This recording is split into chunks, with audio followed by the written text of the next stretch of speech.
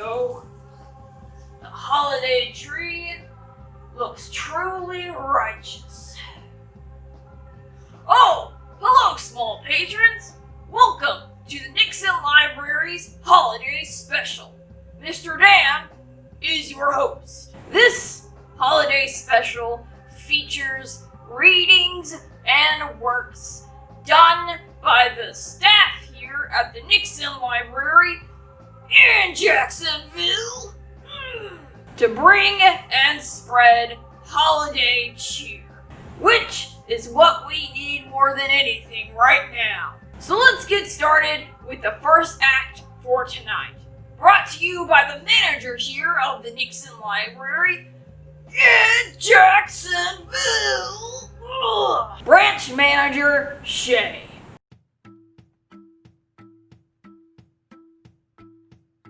Hi, I'm Miss Shay here at the Nixon Library.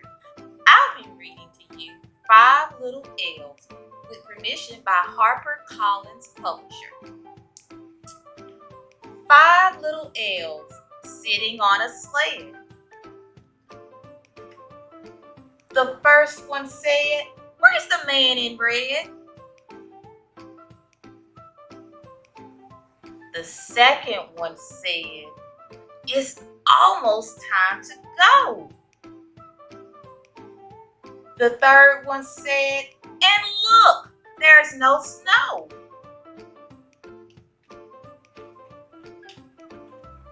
The fourth one said, "We bring great joy to every little girl and boy." The fifth one said, "Come on, time to pack. It's all got to fit in the big red sack." Santa hopped into the sled and said, "Now it's time to leave." And the 5 little elves shouted, "Merry Christmas Eve." Wasn't that a great book, small patrons? Coming up next, one of the youth programmers, Miss Terry. Take it away, Miss Terry. Jingle bells.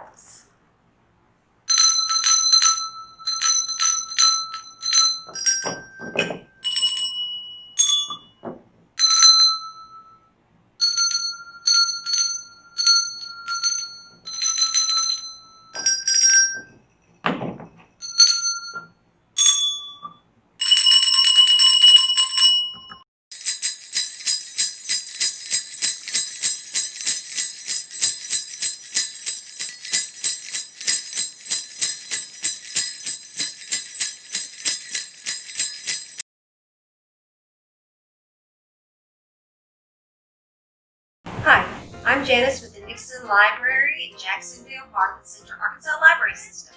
Today I'm going to be reading The Night Before Christmas, read with permission by HarperCollins Publishing. The Night Before Christmas. 'Twas the night before Christmas, when all through the house not a creature was stirring, not even a mouse.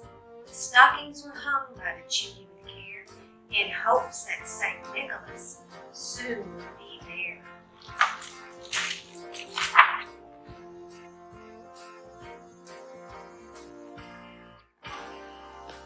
The children were nestled all snug in their beds, while visions of sugar plums danced in their heads.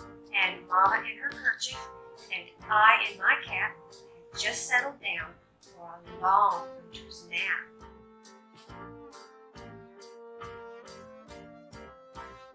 When out on the lawn there arose such a clatter, I sprang from my bed to see what was the matter. Away to the window I flew like a flash, tore open the shutters and threw up the sash.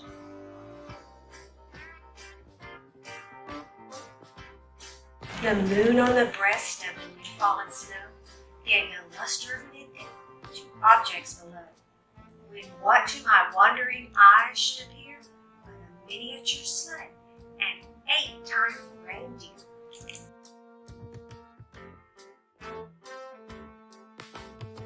With a little old driver so lively and quick, I knew in a moment it must be St. Nick. More rapid thin eagles, his coursers they came, and he whistled and shouted and called them by name.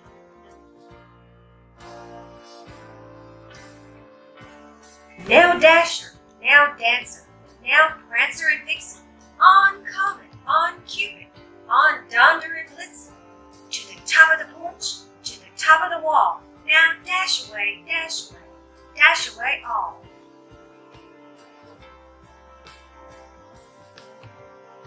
As dry leaves that before the wild hurricane fly, when they meet with an obstacle, mount to the sky.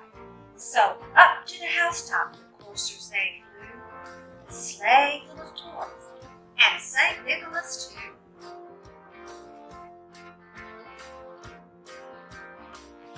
And then in a twinkling, I heard on the roof the prancing and pawing of each little hoof. As I drew in my head and was turning around, down the chimney St. Nicholas came with a bound. He was dressed all in fur, from his head to his foot, and his clothes were all tarnished with ashes and soot. A bundle of toys he had flung on his back, and he looked like a peddler just opening his pack.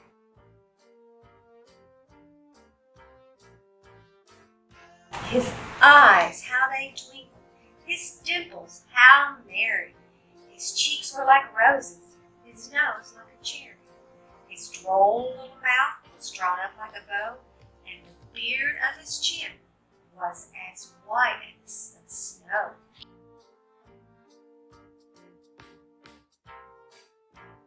The stump of a pipe he held tight at his teeth, and the smoke, it encircled his head like a wreath. He had a broad face and a little round belly that shook when he laughed like a bowl full of jelly.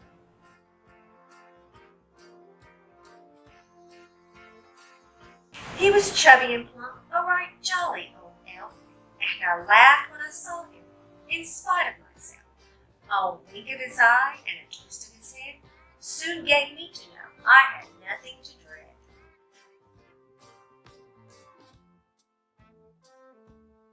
He spoke not a word, but went straight to his work, and filled all the stockings, then turned with a jerk, and laying his finger aside of his nose, and giving a nod, up the chimney he rode.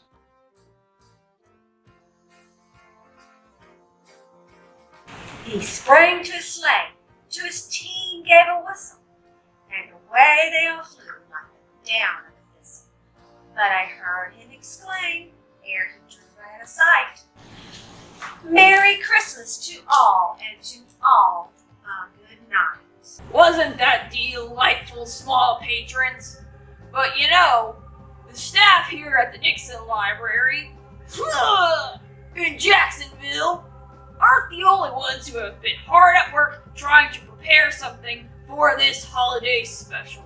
For our next act, small patrons, please give a round of holiday cheer for puppet volunteers Dave, Brittany, and Rico for their a cappella rendition of Carol of the Bells.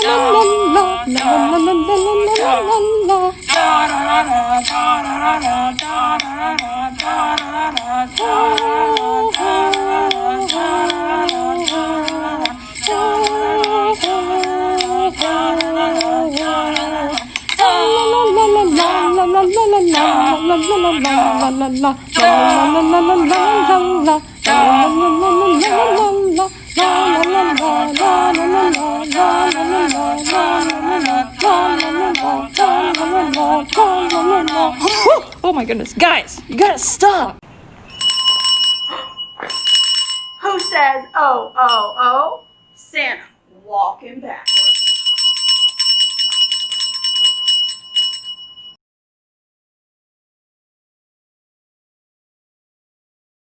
Hi, I'm Miss Megan. I'm from the Nixon Public Library, and we're going to read The Nutcracker. Quick thank you to Chronicle Books for allowing us to read parts of this fantastic story. Let's begin.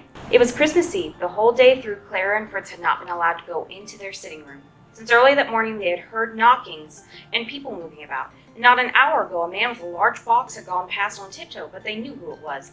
It was their godfather, Uncle Drosselmeyer.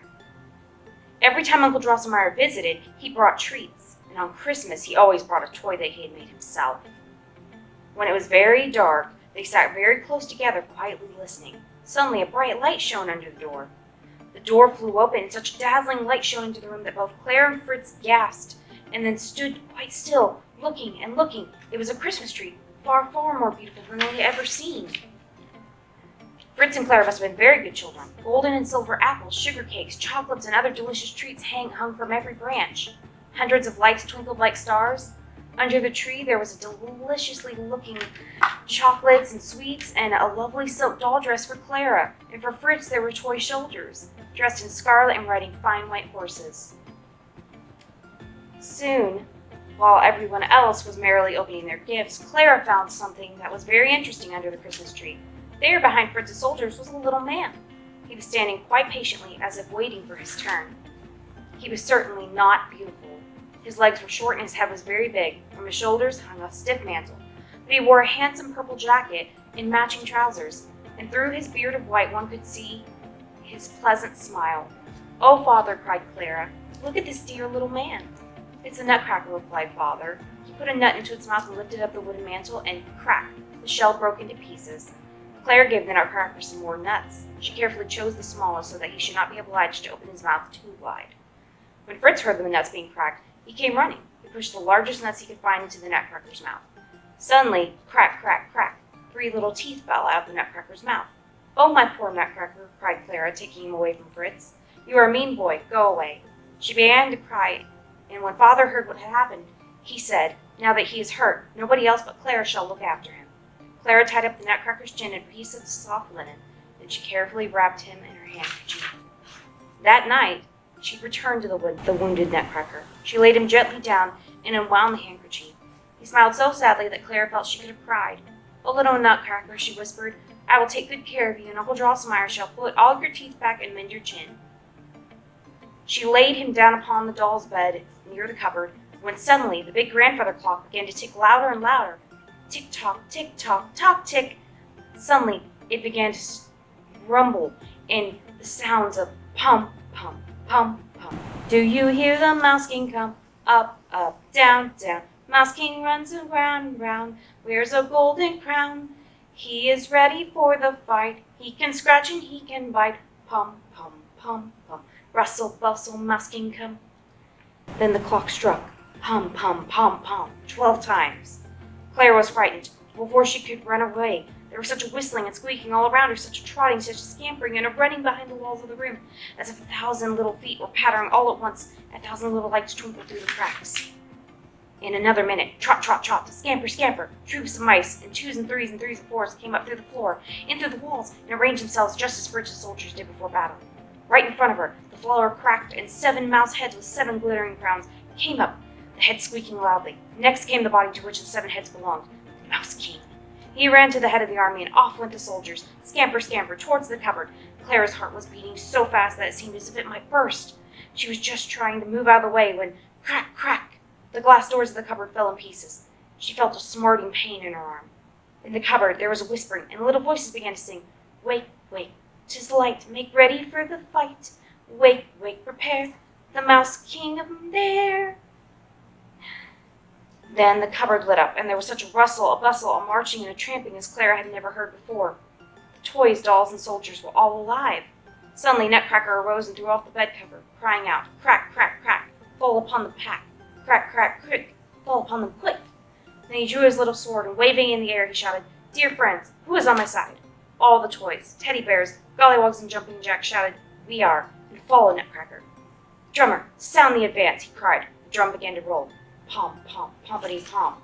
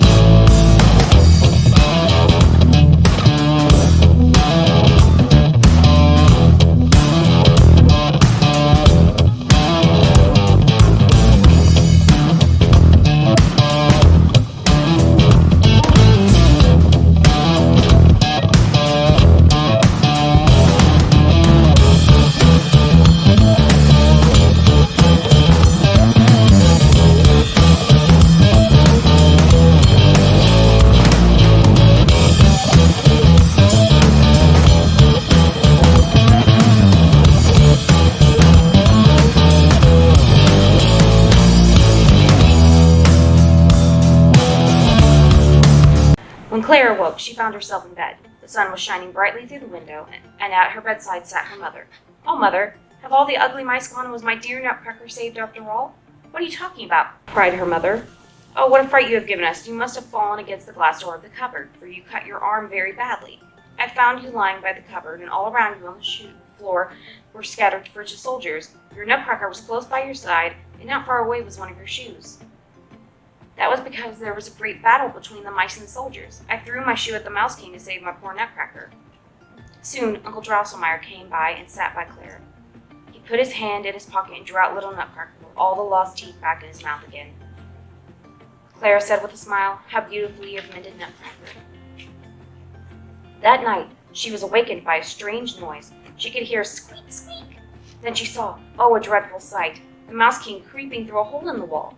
His eyes blazed like burning coals, and his crown shone brightly in the moonlight. He sprang onto the table close to Clara's bed. "Squeak, squeak, give me your sweets, squeak, squeak, or I will bite Nutcracker. Bite him with my sharp teeth. Squeak, squeak." And then he sprang away and disappeared down the hole. But the next night she heard a squeaking again. The Mouse King, even more horrible than the night before, his eyes blazed like fiery furnaces, and he hissed fiercely, "Give me your sugar dolls, little girl, or I will bite your Nutcracker to death." Then he sprang down and disappeared into his hole again. Clara went to the cupboard the next morning and gazed with tears in her eyes at her sugar dolls. But when she thought of the Mouse King's 7 mouths, open wide and ready to swallow Nutcracker, Clara laid all her sugar dolls close by the cupboard.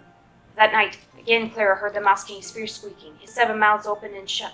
Snap, snap, snap, snap, snap, as he hissed in Clara's ears. "Aha, aha, squeak, squeak, squeak. Listen while I speak. Give me all your picture books, your dolls and dresses too. The best, or you shall have no rest. Aha, aha. Do as I tell you, or else I will bite Nutcracker dead." She did not know what to do, so she went to the cupboard. "Oh, dear Nutcracker, I am so unhappy. If I give up all my beautiful toys to the Mouse King, won't he ask for more and more, so that at last I shall have nothing left at all? And then, in the end, he will bite me into pieces. Oh dear," she sobbed, "what shall I do?" Suddenly Nutcracker began to move, and his little mouth opened slowly, and he whispered, "Oh, dearest Miss Clara, how much I owe you. You must not give up your toys. Get me a new sword. A sword." Clara jumped for joy, for now she knew of a way to save Nutcracker. So she gave him a sword.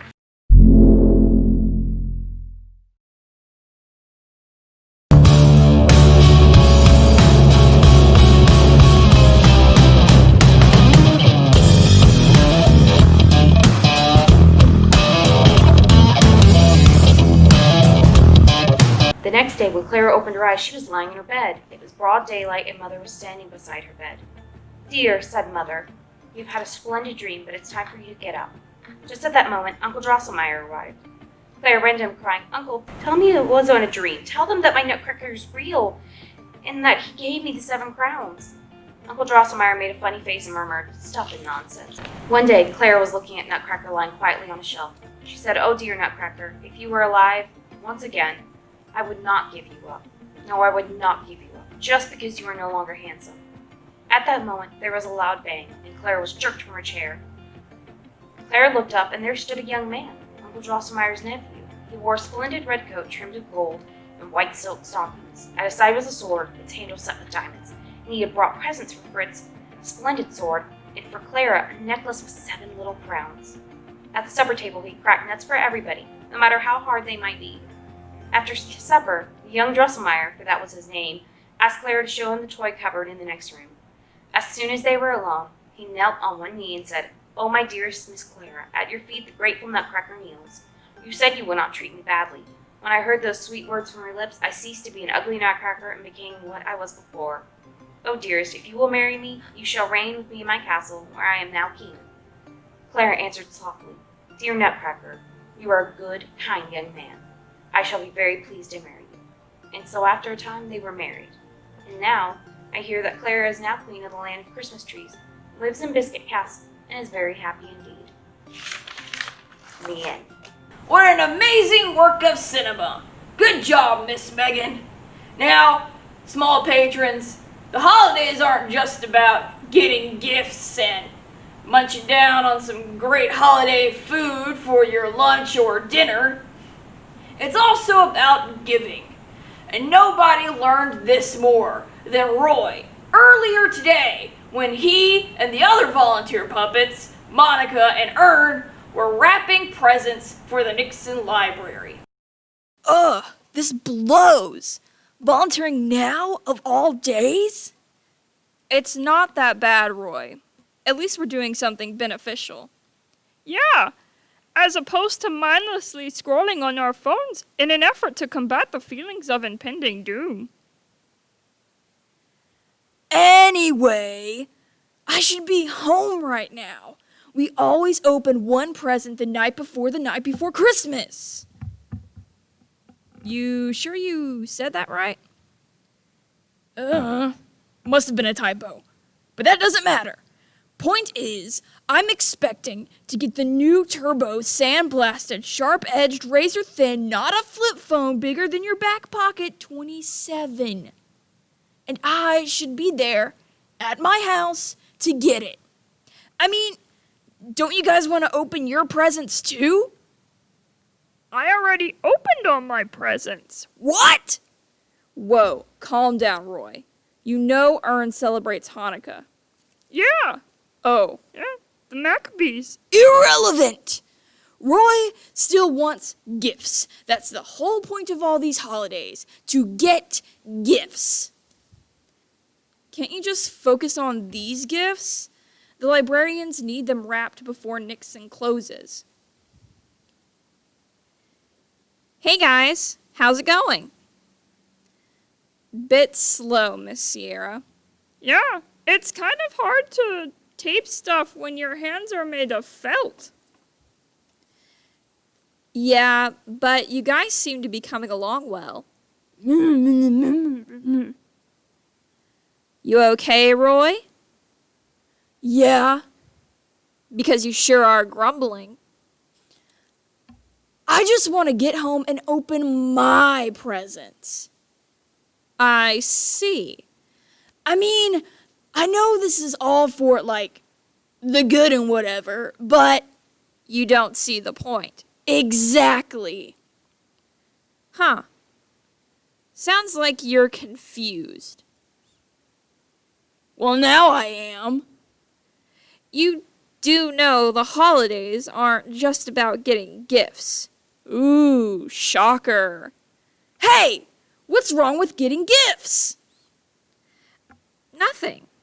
But, Roy, the holidays aren't just getting gifts. A lot of holidays celebrated around this time of year help us remember that we should all strive to make our communities a better place, to help others. This time of year isn't just about getting gifts. It's a time of giving, and not just things like a new phone. It's also a time to give things like kindness, compassion, and empathy. It's a reminder that if we truly help each other, we can make a better world.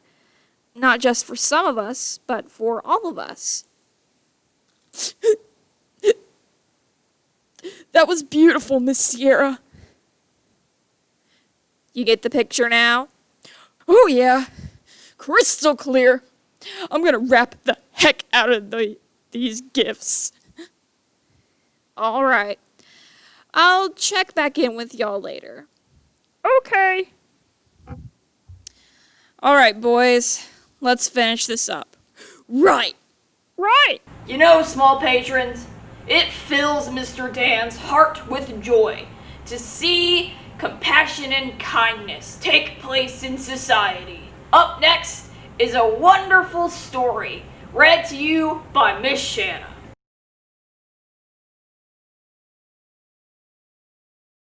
Good morning, friends. Today we're going to read a story called Bear Stays Up for Christmas by Karma Wilson, and we're reading it with permission from Simon & Schuster. And as most of you know, bears hibernate in the wintertime, which means pretty much they're just sleeping in their den the whole time, which means they miss out on the greatest day of the whole year, Christmas. But in this story, Bear has some friends who decide they're not going to let him miss out on all the fun this year.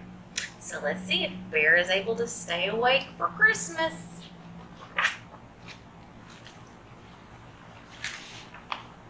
The day before Christmas, snuggled on his floor, Bear sleeps soundly with a great big snore. "Dear Bear, get up," Mouse shouts in his ear. "We won't let you sleep through Christmas this year." His friends are all there, gathered in his lair, and the bear wakes up. A little slowly, but he's waking up. He stands with a stretch and a great big sigh. "I hope I can make it. I do want to try." "Don't worry," squeaks Mouse. "Hare says it's all right. We'll keep you busy all day and all night." He tries to lie down, but his friends all frown. So the bear stays up. "Come on," says Badger, "time to follow me. In Pine Grove Glen, there's a fine Christmas tree." So they stomp through the woods and they tromp down the track. They hoist up the tree onto Bear's big bag. Big tree. He plods very slow as they trudge through the snow, but the bear stays up. Back at the cave, Gopher brews mint tea, and Mole pops corn to string upon the tree. Raven and Wren bake a fresh fruit cake. The friends do their best to keep Bear awake. His shoulders start to stoop and his eyelids start to droop. But the bear stays up. They hang up their stockings by warm firelight and hum Christmas songs like "Oh Holy Night." They cuddle and sing as they wait for the sun. But soon, all the voices fade down to just one. A bright star glows while his good friends doze. But the bear stays up. He's the only one awake right now. Bear giggles and grins. He works and he raps. He bustles and bakes while everyone naps. He piles up presents under the tree. But who's at the doorway? Bear doesn't see. He toils all night until the sun rises, making his friends their Christmas surprises. So just before dawn, he lets out a yawn, but he still stays up. Santa Claus. When Christmas arrives, so lovely and white, Bear's friends awake to a glorious sight. Presents and goodies are piled up tall. "I stayed up," says Bear, "just to share with you all." As his friends shout with glee, Bear lies by the tree, but he still stays up. He's been up a long time. Wren flies to the stockings and tweets out a cheer. Besides our bear's presents, Santa was here. When all gifts are open, there's one last surprise. Badger shows Bear a quilt just his size. Bear snuggles up tight and mutters good night. Then Bear falls asleep.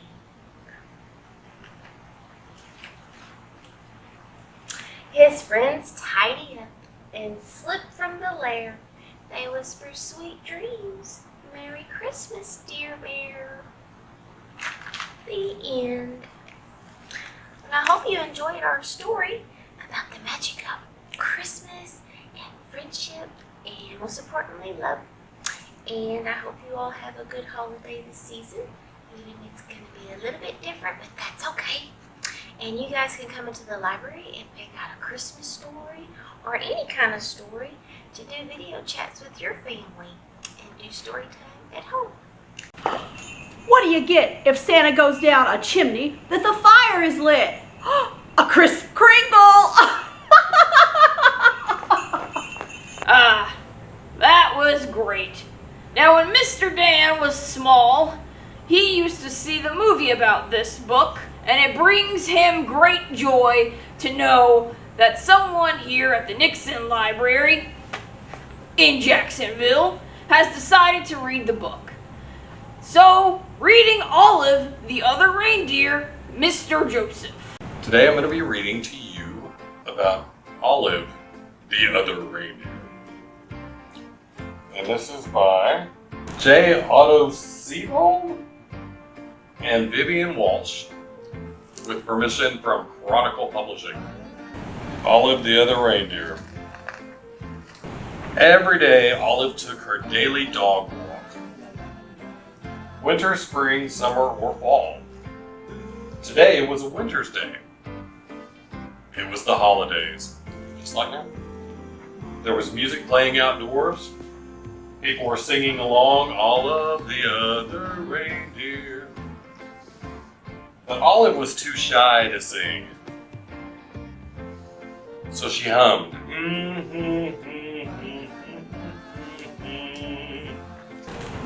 This is Olive. Back at her doghouse, Olive was wrapping presents and listening to the radio. She heard that same song again. All of the other reindeer, with the song. Olive, the other reindeer. Olive sang along. Olive, the reindeer, said Olive. I thought I was a dog. I must be a reindeer.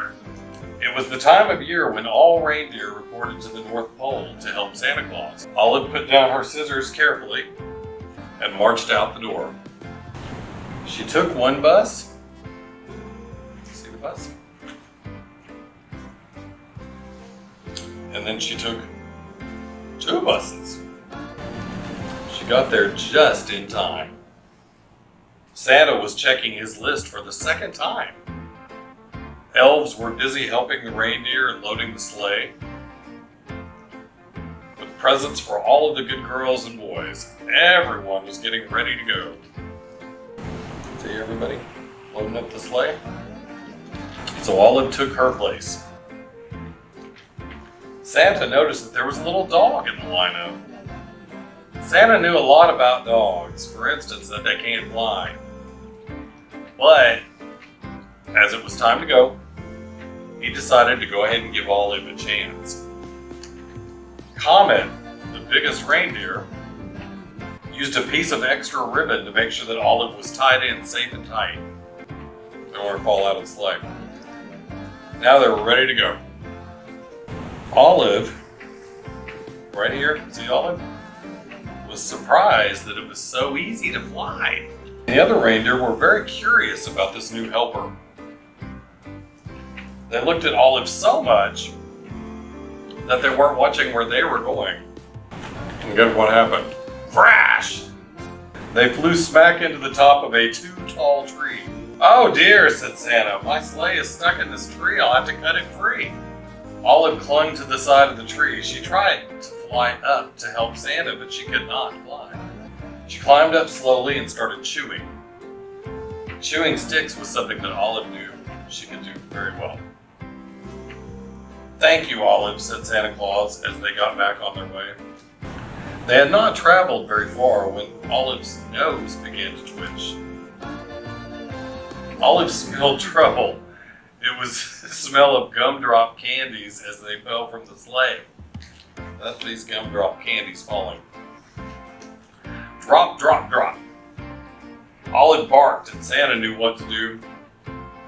He steered the reindeer down and around so that all of the gumdrops fell, plop, plop, plop, back into the toy sack. We were very lucky to not lose a single gumdrop, thought Olive. But then she heard a strange sound. It was the musical note, E. I don't know if I did the E very well, but E. She spun around on her straw ring to see the night sky filled with falling flutes. But it was a much higher pitched E than I did. Olive had to howl louder than the wind instruments. This was not music to Santa's ears. First gumdrops and now flutes, thought Santa. That tree must have torn a hole in my sled.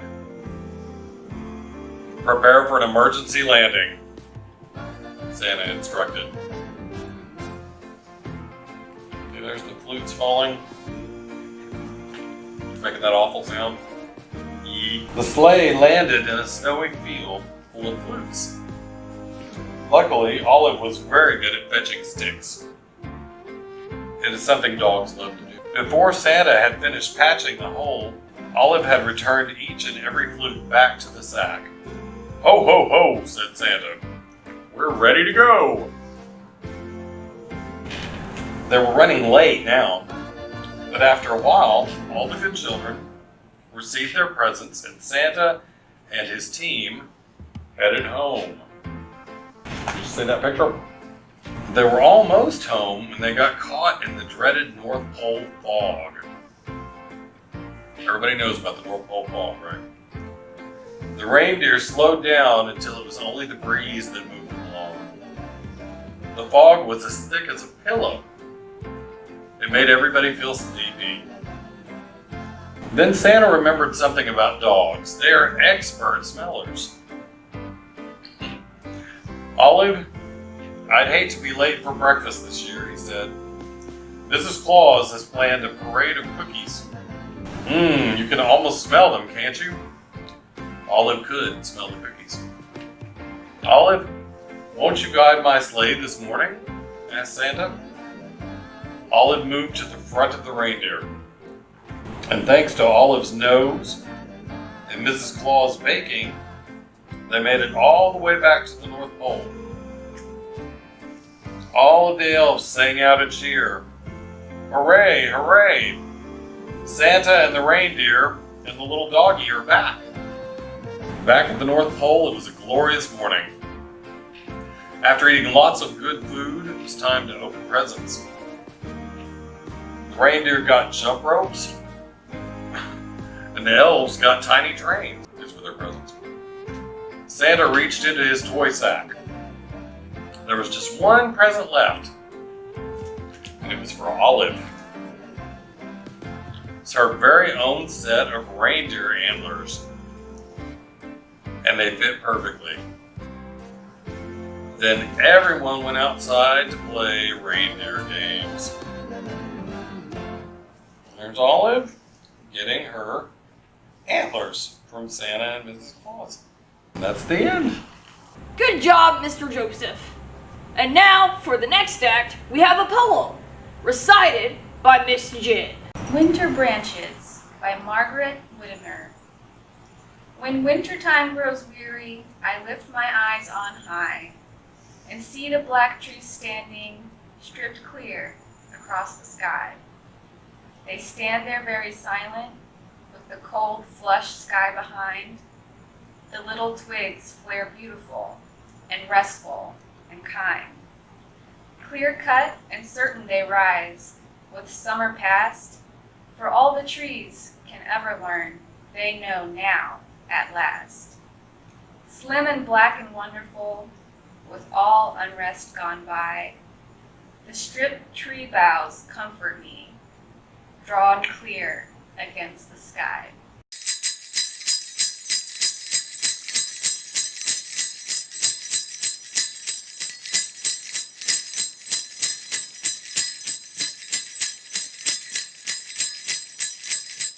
Whoa! Did you guys see that?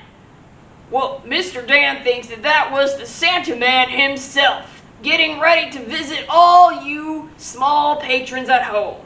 The Latka Who Couldn't Stop Screaming by Lemony Snicket.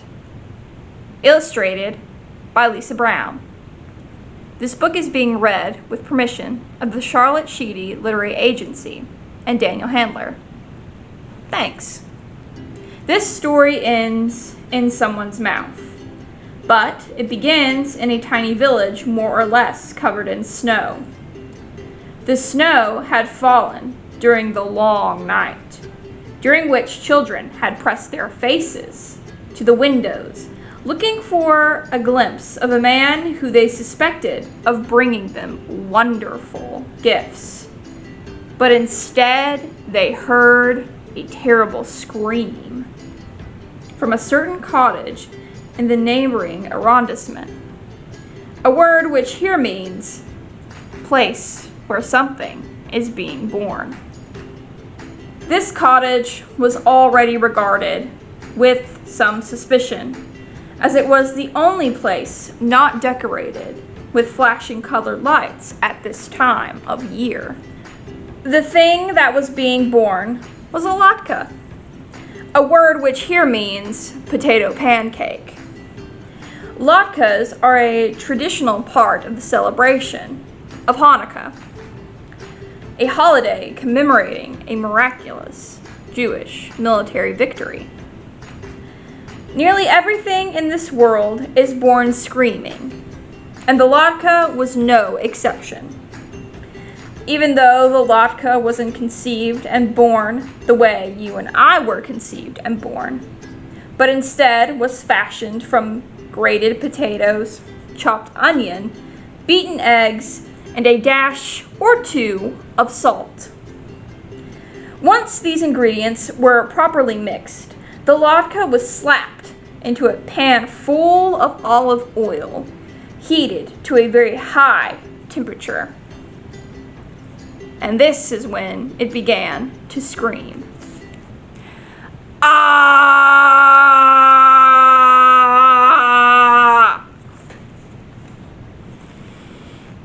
Ah! The latke was suffering so much that it leapt out of the hot pan and out the window of the cottage and began to run screaming down the boulevard. Ah!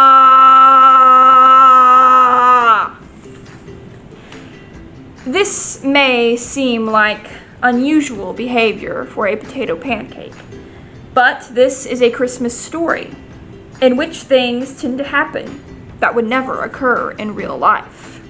The latke ran past a row of flashing colored lights, which hung from the rain gutters of a less suspicious cottage. "What's all the ruckus?" said the lights in unison. "We're the ones who are supposed to be dominating the neighborhood with our cheerful glow." "I was just thrown into a pan of boiling oil," the latke cried in reply. "Can you believe it?" "Yes," said the flashing colored lights. "But we can't imagine why." "Because I'm a latke," said the latke. "The olive oil reminds us of the oil used to rededicate the temple following the defeat of Antiochus at the hands of the Maccabees. The oil was only supposed to last for one night, but there was a miracle and it lasted for 8. Plus, frying makes my skin crispy and brown. So you're basically hash browns," said the flashing colored lights. "Maybe you can be served alongside a Christmas ham." "I'm not hash browns," cried the latke. "I'm something completely different." Ah!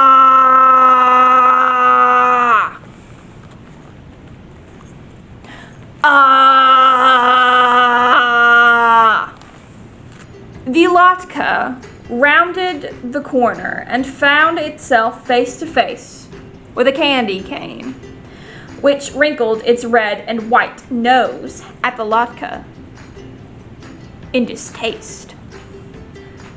"I'm trying to sprinkle the night air with my peppermint scent," the candy cane said. "Your mouth-watering smell, not to mention all that yelping, is spoiling the effect." "My mouth-watering smell is part of the cozy feeling of Hanukkah," the latke replied. It reminds us that things are better now than they were in 175 BCE, when my people were not allowed to practice their religion. In order to study the Torah, they had to hide out in caves, and when they heard Greek soldiers approach, they pretended they were gambling with a small spinning top called a dreidel, sort of like Joseph and Mary hiding out in the manger, said the candy cane. Someone should write a Christmas carol about you. I'm not part of Christmas, cried the Latka.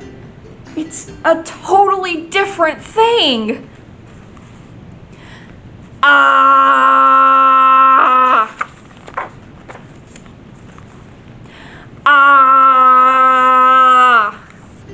The screams of the Latka grew quieter and quieter as the pancake ran out of the village into the surrounding forest.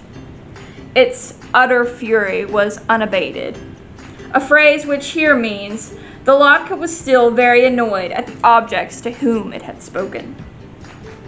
But it was quite tired, and so it decided to rest for a few minutes beneath the branches of a little pine tree. The pine tree was napping, but woke up at the sound of an object plopping down at its feet. Are you a present? The pine tree asked. Presents are pretty much the only thing allowed to sit beneath me during this time of year. The Latka sighed. Presents aren't really a big part of Hanukkah, it said, in a voice hoarse from screaming.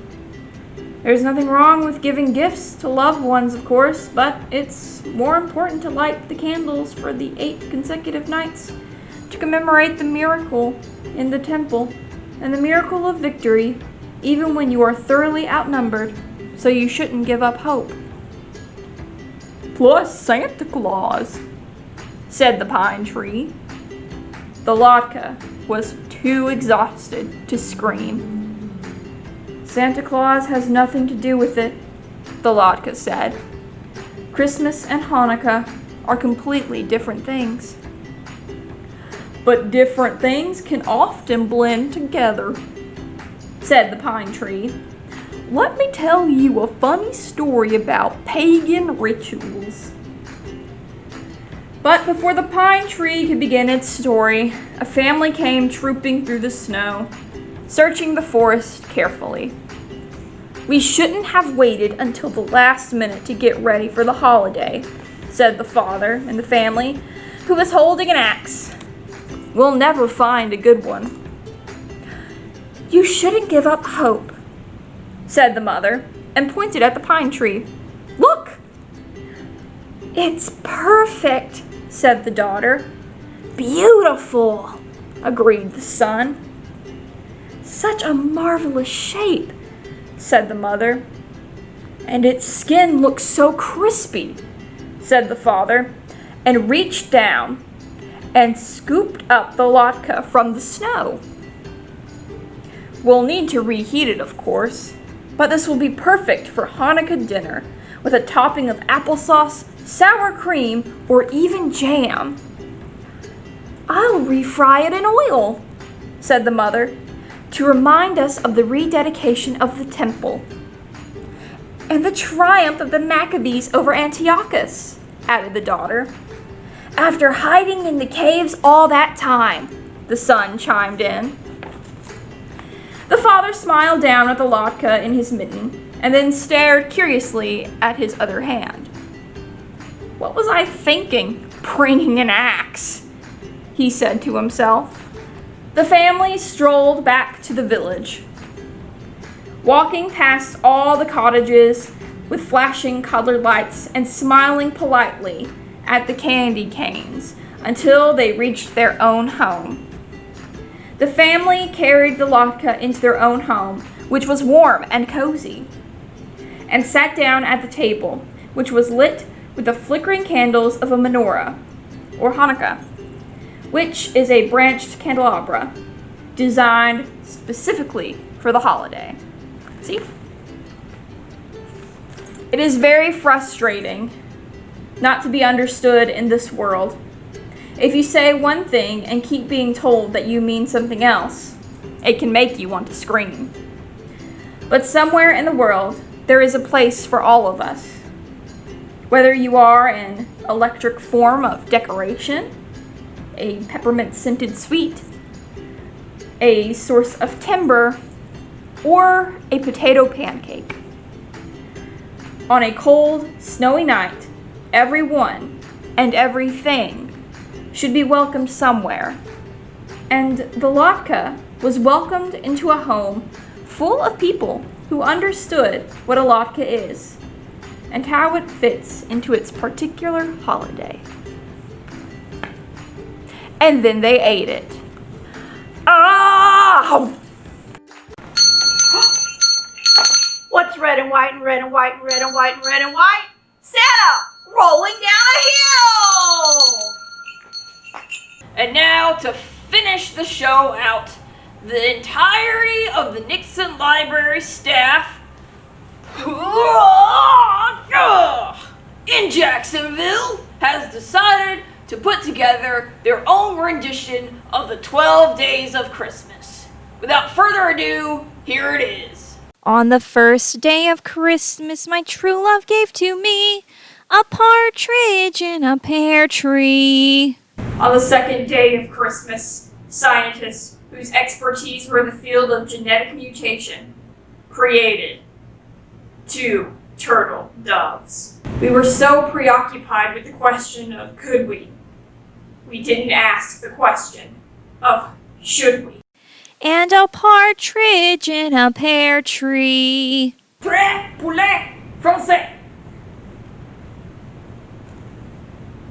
Sacre bleu. 2 turtle doves. And a partridge in a pear tree. On the 4th day of Christmas, my true love gave to me 4 calling birds. Oh my gosh, did you hear that? Oh, can you, chicken, oh my gosh, whoa, 4 calling birds. Are you getting this? Are you getting this? I'm gonna text it to you right now. Where does the other 2 French hens go? 2 turtle doves. And a partridge in a pear tree.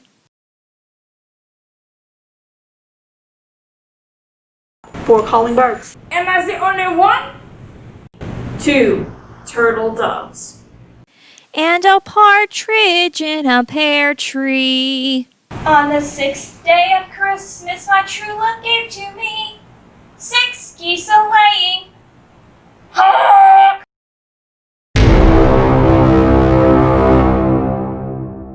4 calling birds. Ho ho ho, where are my croissants?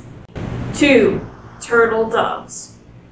And a partridge in a pear tree. 7 swans a swimming. 6 geese a-laying. Honk!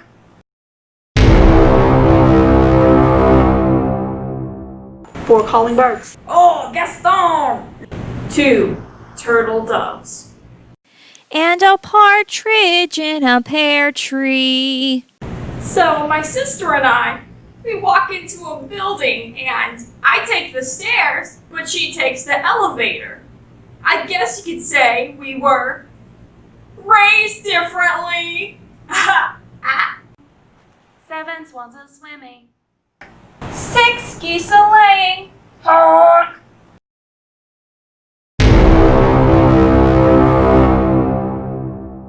4 calling birds. Lumiere!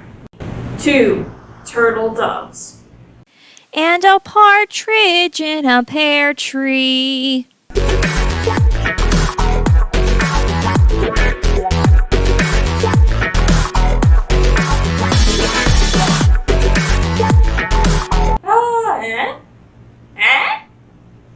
Do you get it? 7 swans a swimming. 6 geese a-laying. Honk!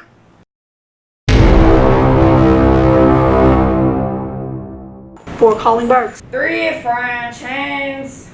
2 turtle doves. And a partridge in a pear tree.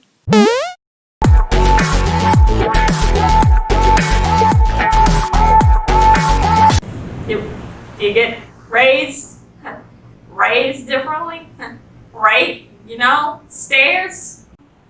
7 swans a swimming. 6 geese a laying. Honk!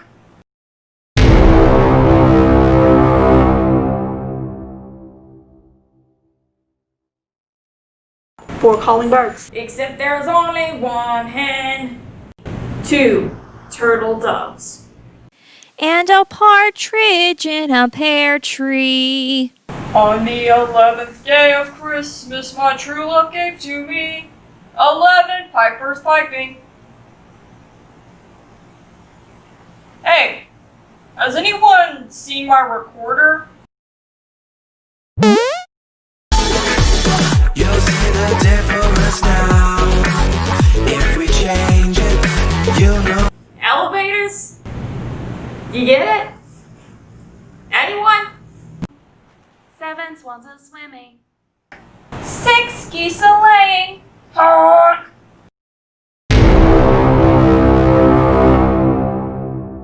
4 calling birds. What are you still doing watching this? 2 turtle doves. And a partridge in a pear tree. On the 12th day of Christmas, Mr. Dan's true love gifted him the gift of 12 drummers drumming. And it sounded something like this.